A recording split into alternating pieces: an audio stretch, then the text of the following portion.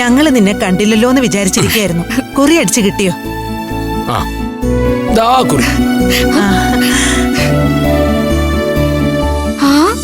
കൊള്ളാലോ. ദേ നോക്കമ്മേ.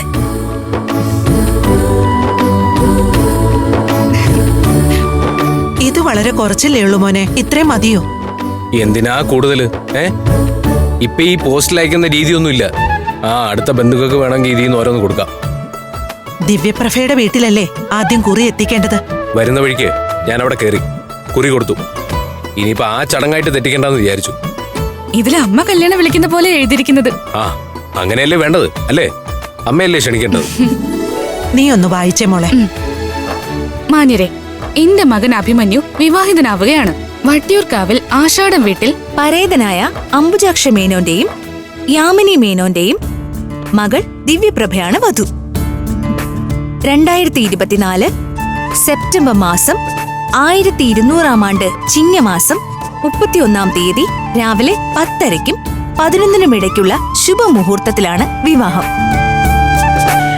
നിയമം ശ്രീ വരാഹം ഓഡിറ്റോറിയത്തിൽ വെച്ച് നടത്തുന്ന താലികെട്ട് ചടങ്ങിലും ശേഷമുള്ള സൽക്കാര സദ്യയ്ക്കും താങ്കൾ കുടുംബസമേതം പങ്കെടുക്കാൻ ക്ഷണിക്കുന്നു. പ്രാർത്ഥനകൾ ഉണ്ടാവണം. സ്നേഹപൂർവം ഭാരതിയമ്മ, ആനന്ദഭൈരവി, കഴക്കൂട്ടം ബ്രിഡ്ജ് റോഡ്, തിരുവനന്തപുരം. ഉപചാരപൂർവം അശ്വതി.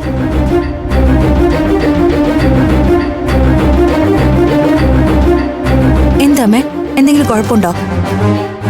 അല്ല, നീ ശ്രദ്ധിച്ചോ മോളെ? ഇതിലെ അമ്മയുടെ പേരെ വെച്ചിട്ടുള്ളൂ, അച്ഛന്റെ പേരില്ല. അതിനെന്തെങ്കിലും തക്കതായ കാരണം ഉണ്ടാവുമേ?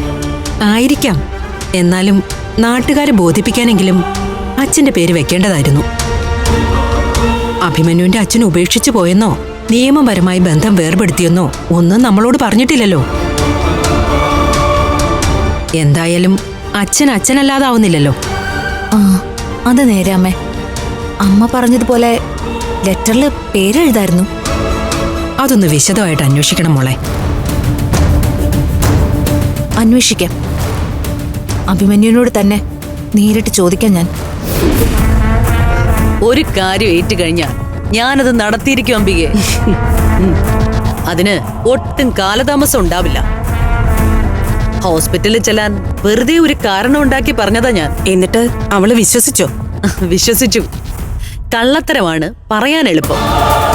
പറയേണ്ട രീതിയിൽ പറഞ്ഞാൽ കള്ളമാണ് വിശ്വസിപ്പിക്കാൻ എളുപ്പം. എന്തായാലും അനഘയുടെ മനസ്സിൽ ഒരു തീ കോരി ഇട്ടിട്ടുണ്ട് ഞാൻ. അതവിടെ അങ്ങനെ കനലായിട്ട് കിടന്നെരിഞ്ഞുകൊണ്ടിരിക്കും. അതിനെ ഊതി കത്തിച്ചുകൊണ്ടിരിക്കണം. മറ്റു 3 പേരിലേക്കും പകർന്നുകൊണ്ടിരിക്കണം.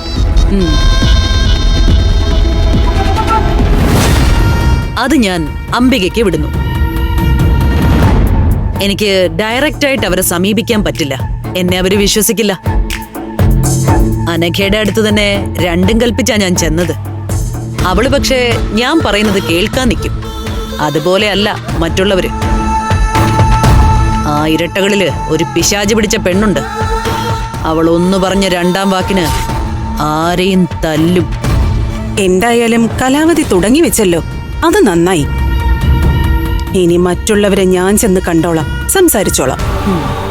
വെറുതെ സംസാരിച്ചാ പോരാ, അവരുടെ മനസ്സില് തറയ്ക്കുന്ന മട്ടില് സംസാരിക്കണം. അതെനിക്കറിയാം. എന്റെ മോനുമായി ഞാനത് സംസാരിച്ച് ധാരണയിലെത്തിയിട്ടുണ്ട്. അനിയത്തിമാര് അമൃതയുടെ നല്ല ജീവിതത്തിന് തടസ്സമാണെന്ന് അവർക്ക് തന്നെ തോന്നണം. തോന്നും, തോന്നിപ്പിക്കും.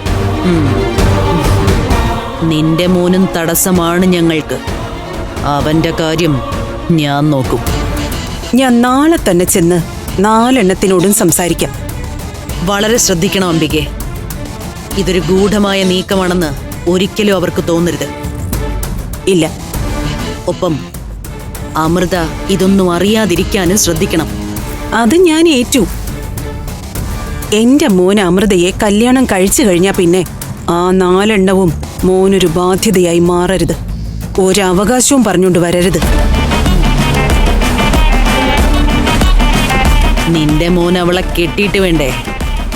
അമൃതയ്ക്കൊരു താലി ഈ കലാവധി പണിയും. എന്റെ മഹീന്ദ്രൻ അതവളുടെ കഴുത്തിലണിയും.